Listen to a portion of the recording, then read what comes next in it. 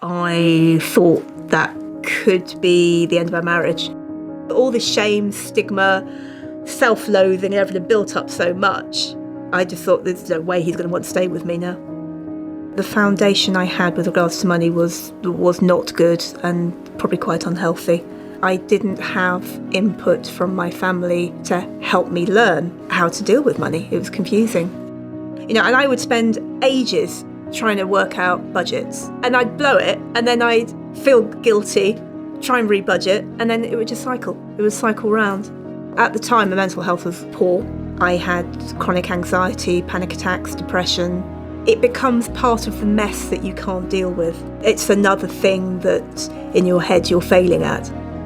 So when I was diagnosed 42, which is quite late to be diagnosed with autism, I had to learn then about what this actually means for me. And during that process, I realised that being autistic did have a huge impact on how I managed my money.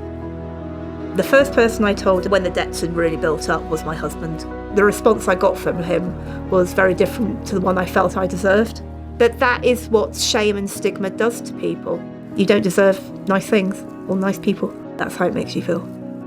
When I first got in touch with StepChange, I was nervous, but I needn't have been because it was so easy, actually. I remember an overwhelming sense that I was being listened to and I was being heard and I wasn't being judged.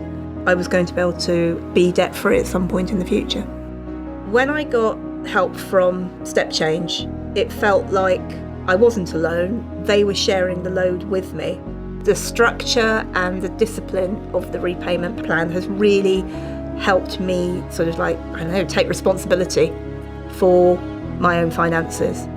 If the debt had been magicked away, then I wouldn't have learned how to deal with my finances. Whereas this gives me the responsibility and I'm the one who has to do the work.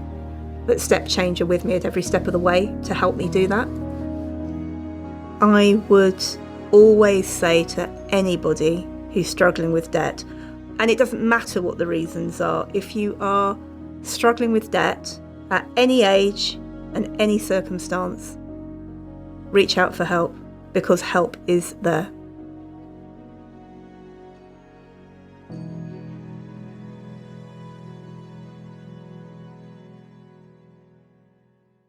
That's a really powerful story, actually. Yes. It is. How do audiences kind of typically respond when they listen to that? Because it actually brings the whole experience to life in a way that probably just the statistics never managed to. Absolutely. I mean, it's the human side of a set of account numbers, isn't it? So I have shared Sarah's story at a number of events, and I think we have a lot of our clients who really they are in a good place, actually want to be part of opening up the conversation about debt, because you hear the same.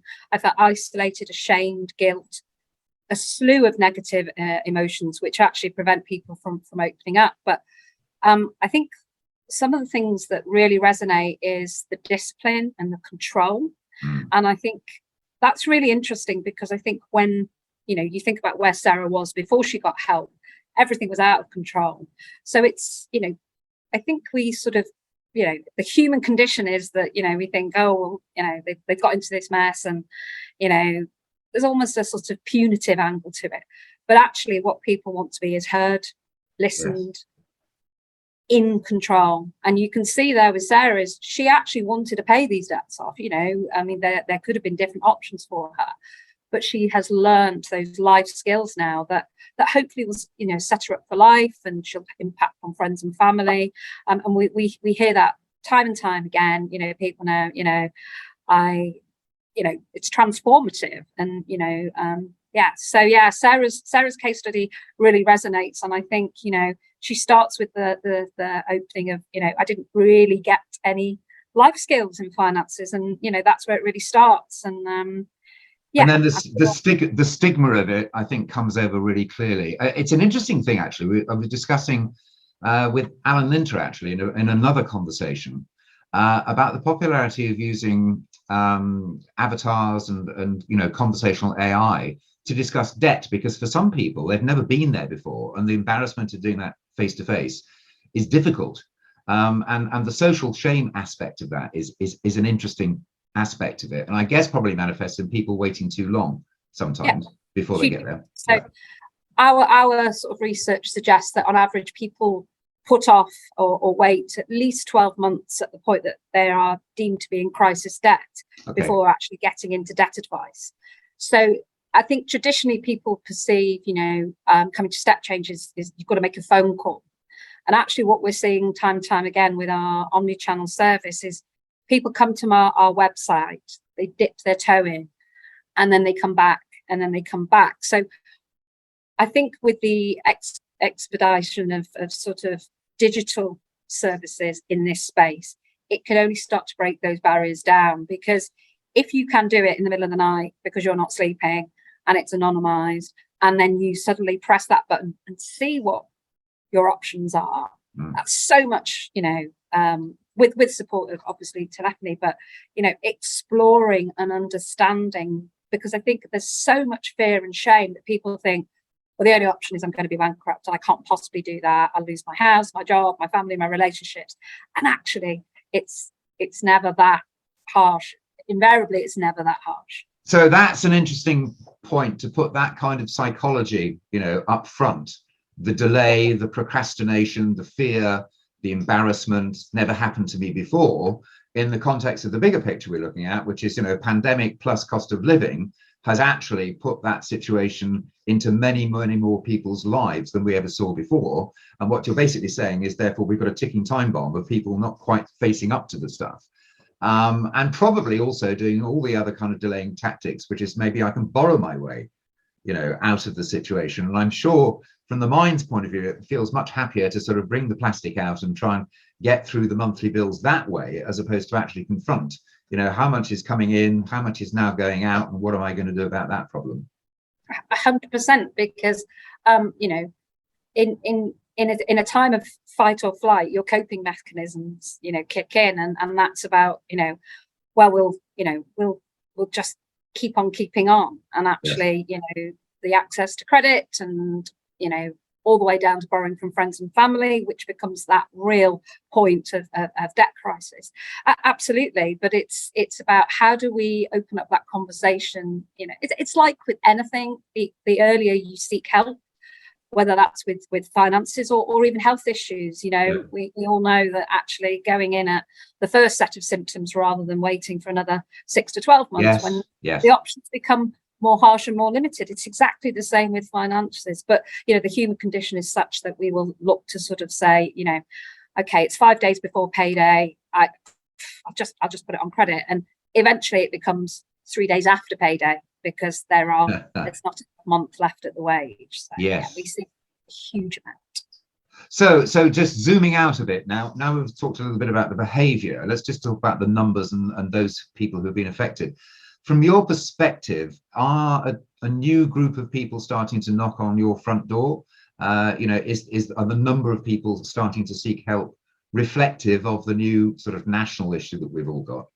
Yes, absolutely. I mean, I only joined the charity sort of 5 weeks before the pandemic, so I don't really know what normal was prior to the pandemic. So I think there are a number of things. I think the pandemic and now the cost of living is definitely opening up the conversation, nationally, individually, on social media. So that can only be a good thing.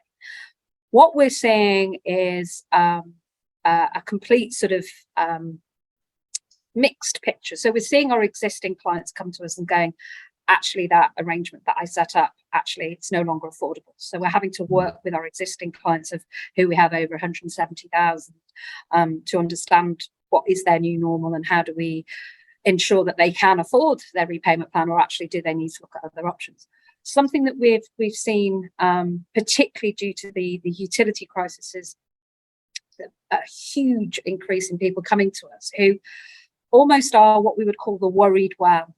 So they're coming to us because they've heard of StepChange, they've been told about StepChange, and they're in a preventative, they're sort of saying, what can I do? What can I do? So we've got hundreds of sort of pages on our website with budgeting support, looking at everything from, are you entitled to any benefits? Because there are people coming to us who never have been in this situation before, or almost kind of going, what on earth is debt advice and who are StepChange? but actually helping, with some really good budgeting tips, because some people have not really had to budget. And that's the absolute key here, is about getting people to understand what is their new income levels, what is their new expenditure levels, but are they entitled to anything? So working with organisations such as Income Max, signposting to things like Turn to Us. So that is a new cohort of consumers that are coming to us to sort of say, this is really worrying me. Almost, I don't even want to get into debt. And then, as I say, we see people coming to us, particularly online, looking at certain pages, then getting a bit deeper into the journey, and then they're ready to, then they kind of know. And that's what we really want. We want people to come and get guidance, get support, get ideas before, they burrow their way out of the crisis. I mean, we can't prevent people doing that. But it's amazing when you actually look at all the content that we've got, how much, with a really strong budget, and get the kids involved, and and we're seeing that across multiple sort of medias and brands, and the supermarkets are doing that as well. But that's the key, really.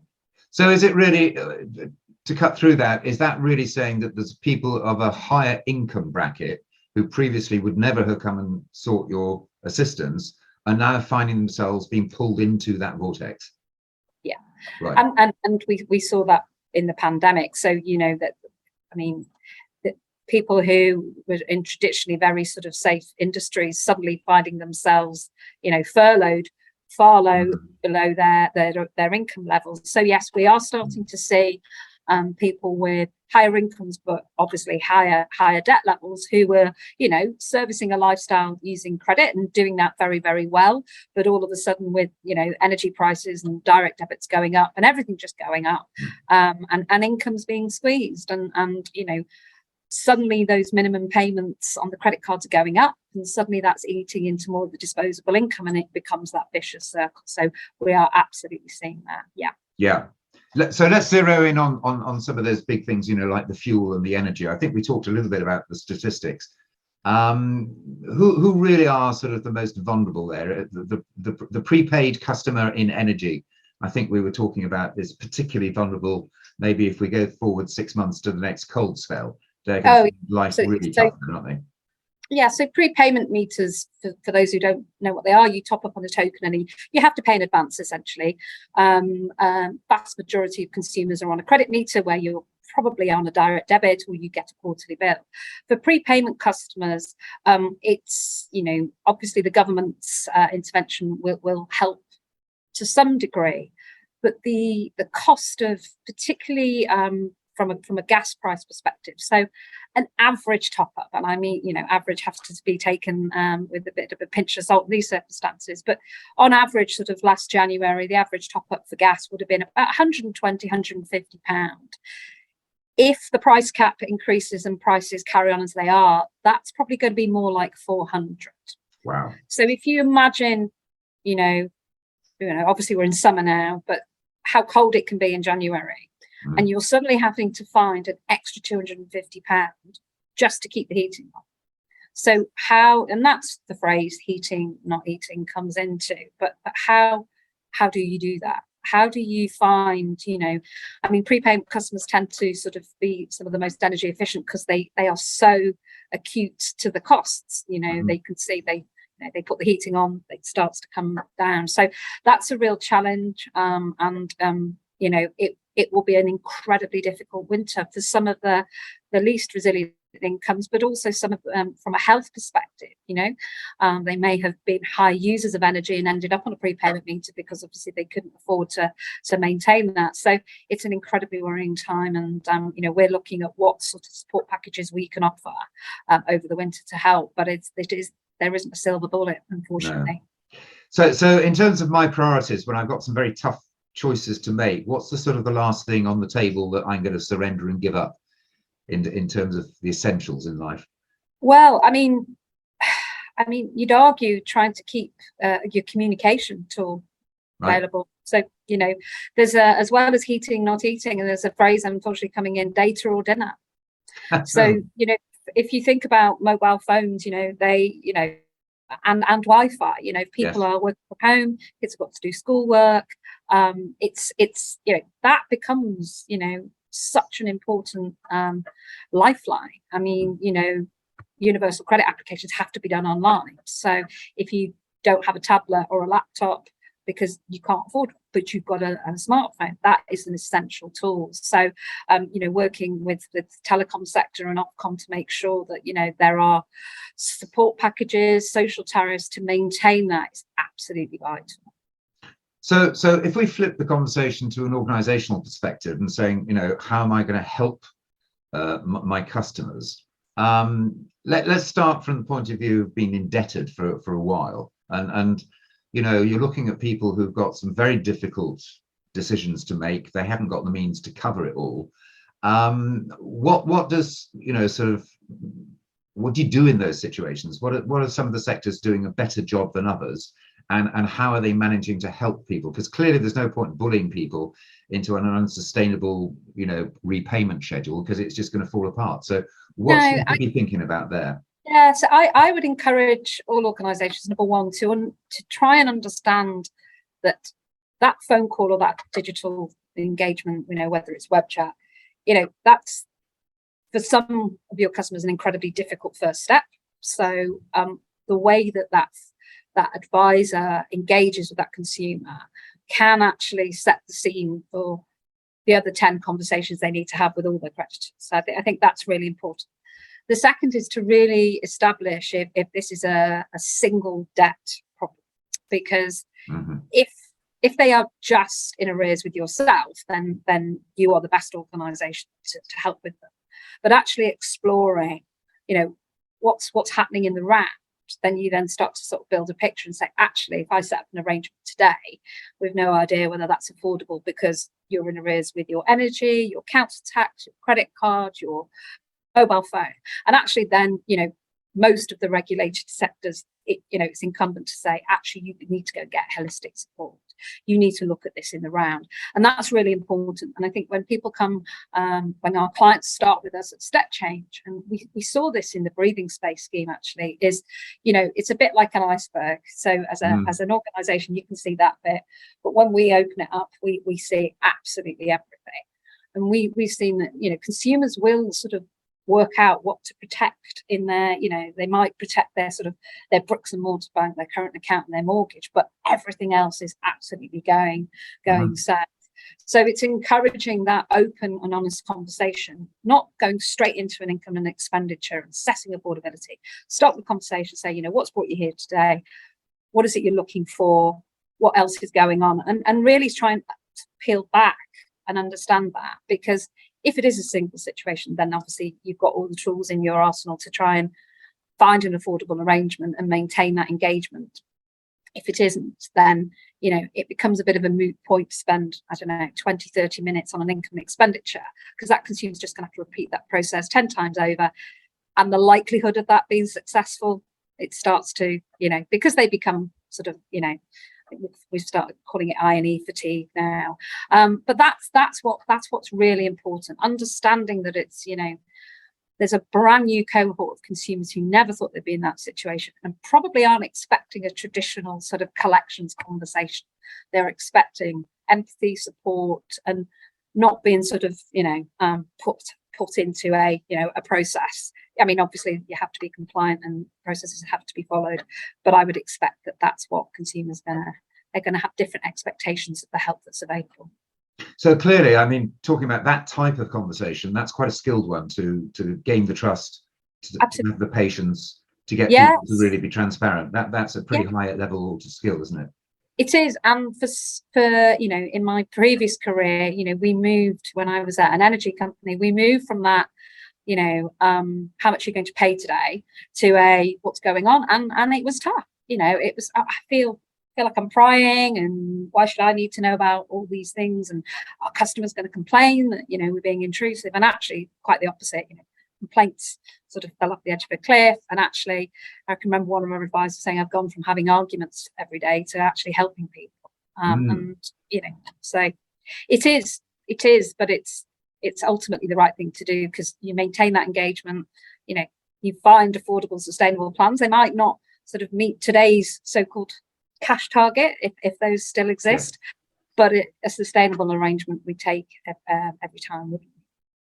Just sort of bringing things to a point of conclusion then, the research that you do and have the opportunity to investigate, and anything there that is maybe relevant to our conversation, creating perspective around the market, some of the changes, some of the things that you've seen, and anything worth pulling out and sharing on that? I think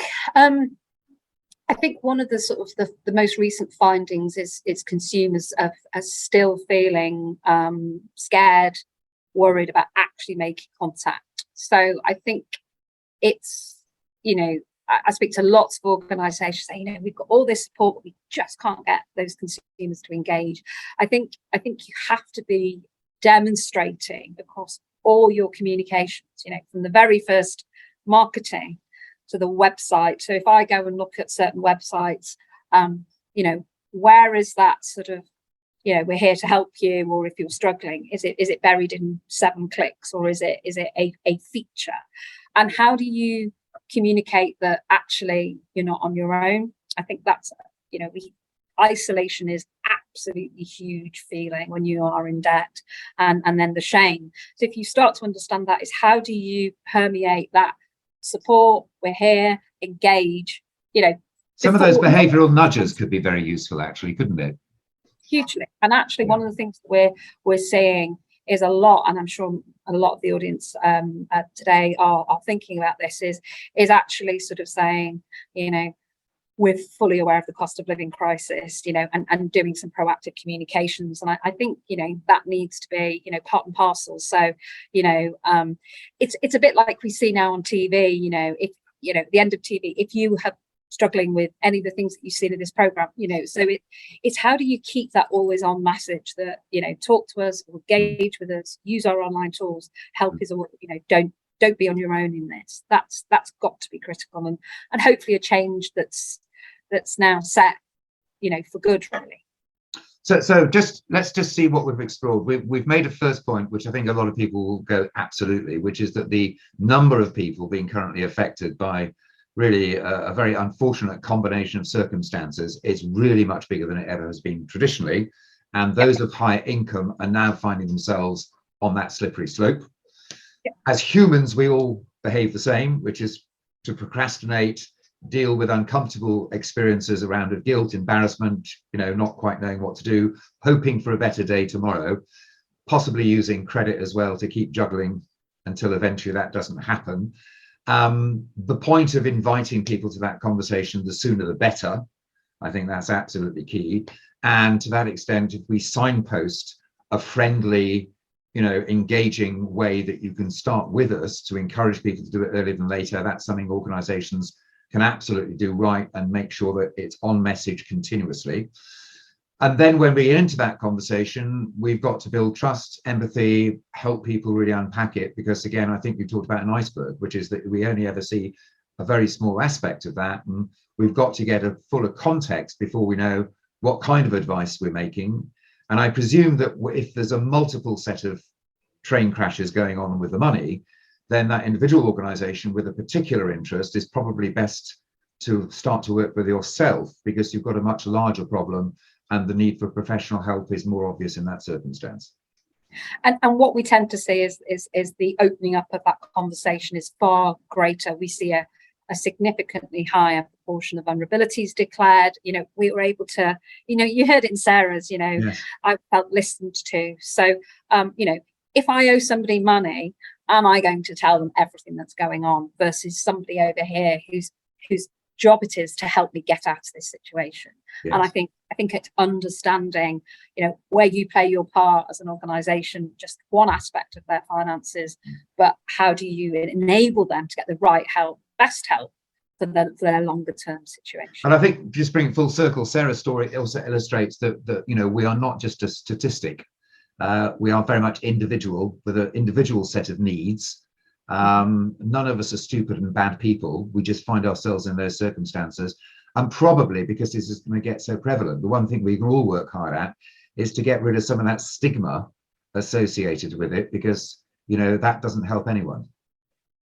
No, it doesn't. It is the thing that keeping up with the Joneses that I think we probably sort of utilised many decades ago, but that still pervades, and the accessibility to credit Yes. is just exacerbating it in some respects. That's true. That's true. Vanessa, thank you so much for the conversation. That's kicked off our session really, really nicely today.